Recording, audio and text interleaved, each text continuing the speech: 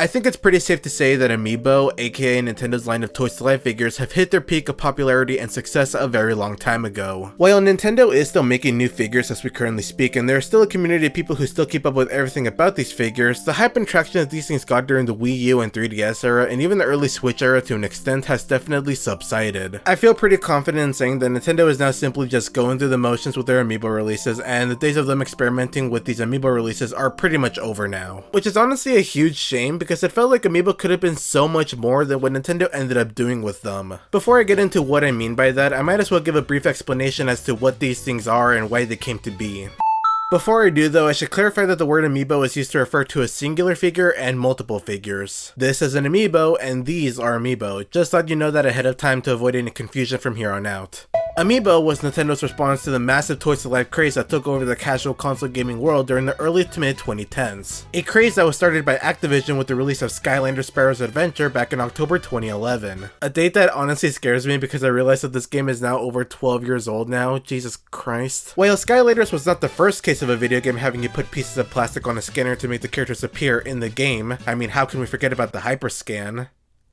How can we? Skylanders would be the first case of this idea being pulled off super successfully. It was so successful in fact that it got the attention of other game publishers and game companies who wanted a piece of the plastic pie as well, which led to other companies basically doing their own take on Skylanders, which finally leads us to the subject of today's video, Nintendo's Amiibo. Nintendo would release their first wave of Amiibo in November 2014 to coincide with the release of Smash Bros. For Wii U, and to call these things successful at first would be a bit of an understatement. Yeah, it was a massive success right out of the gate, and Nintendo would basically do anything and everything to make sure that these things keep on selling. Making more waves with the Smash Amiibo, introducing new Amiibo lines for other Nintendo franchises, store exclusives, alternate and special variants, and unique gimmicks for specific Amiibo. Like how the Yarn Yoshi Amiibo was made of actual wool and yarn instead of plastic, or how the Boo Amiibo was able to glow in the dark. Basically, Nintendo did a whole lot of experimentation with their Amiibo releases to get people to keep on buying more and more of these figures, and it worked really well.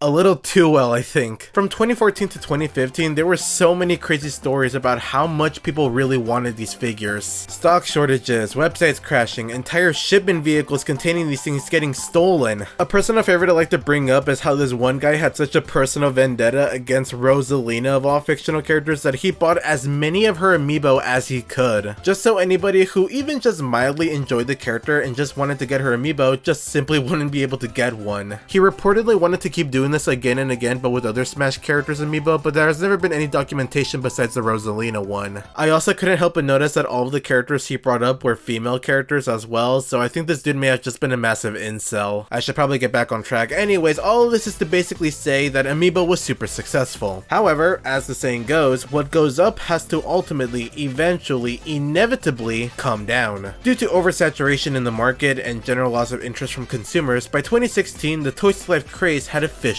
ended. By this point, a majority of Toys to Life figures and game franchises had either concluded, were cancelled, or were put on an indefinite hiatus, also known as just being sent to video game limbo, where you will probably not come back. However, Amiibo was an exception to this and still stays strong past this point.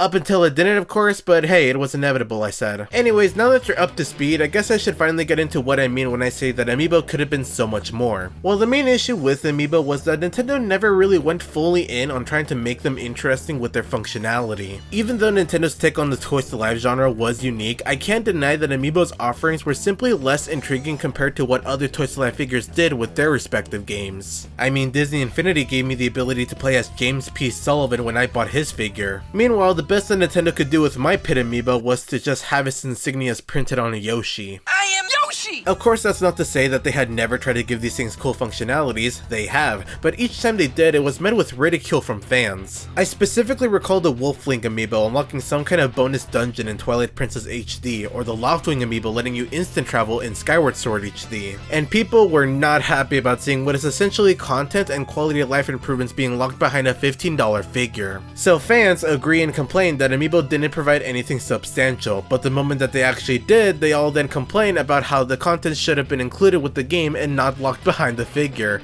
Nintendo can't win with their fans sometimes. So in the end, they decided to just play it safe and stuck to making these things an optional bonus and not a must-have accessory. Which, to be fair, that's what Amiibo has always been, really. Amiibo was always marketed to be compatible with a variety of games. Games that were in completely different genres from each other and, more importantly, didn't entirely focus on Amiibo functionality. So in the end, it was for the greater good for them to make Amiibo optional ways to enhance these games, but not a full-blown requirement. I think that actually played a big factor as to why Amiibo outlived all of the other Toys to Life figures from the 2010s, actually. But it does make getting these things purely for their functionality incredibly uninteresting. And in the end, the remaining people who continue to buy Amiibo today are only really doing it now purely because of their collectability and or marketability. People buy these things now exclusively for what they represent and not for what they actually do. I think even Nintendo knows this as well, given the slight redesign they recently gave for the Amiibo packaging. Prior to as of late, the back of Amiibo boxes showed you which game that Amiibo was primarily compatible for and gave you a description and thumbnail of what they do in that game. Now compare that to the packaging of this recent Xenoblade 3 Amiibo release, which only gives us a very simple description of use Amiibo accessories in many compatible games. Apologies for whipping out the TikTok text-to-speech lady, I had to sell you on how bland this packaging looks. And you know what, I'm not really that bummed out about what Amiibo ultimately became, I'm just more so upset about how Nintendo never alleviated the problem by just making a full-blown game that required Amiibo to play.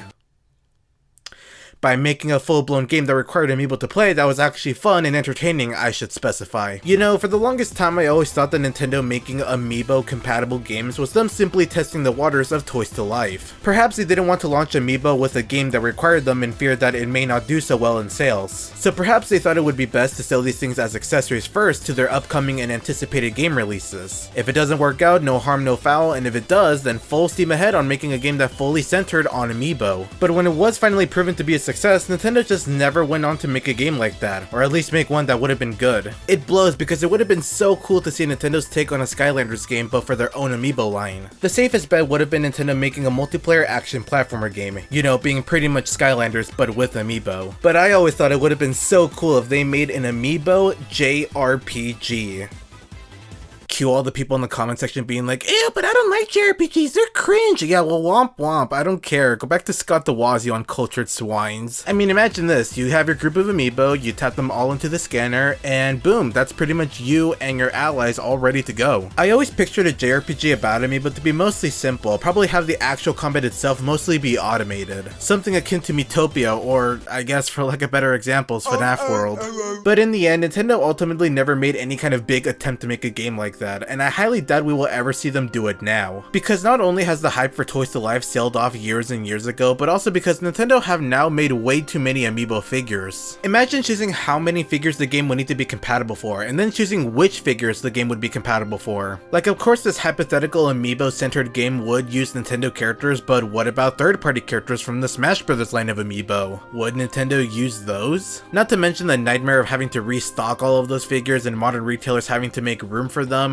It just seems like way more trouble than it's worth in Nintendo's eyes. Plus kids, which is what the demographic of these games and figures were always catering towards, don't really care that much about toys nowadays. They're too busy nowadays looking into their iPad screens for uncomfortable amounts of time, pondering day and night on whether or not Skibidi Toilet is going to be in the next Fortnite Battle Pass. Or perhaps I'm wrong and kids are still interested in toys, but nothing is going on to make them excited over them. I mean, just look at the toys that come with modern Happy Meals from McDonald's, no wonder the kids are more entertained by the Apple tablet. What a fucking... In the end, I'll probably still continue to buy Amiibo as long as Nintendo still keeps making them. But it does hurt that they ultimately never did anything cool with these things when they had the opportunity. And it also hurts that they made the Palutena Amiibo so ugly. Seriously, they did not do her justice. Ew!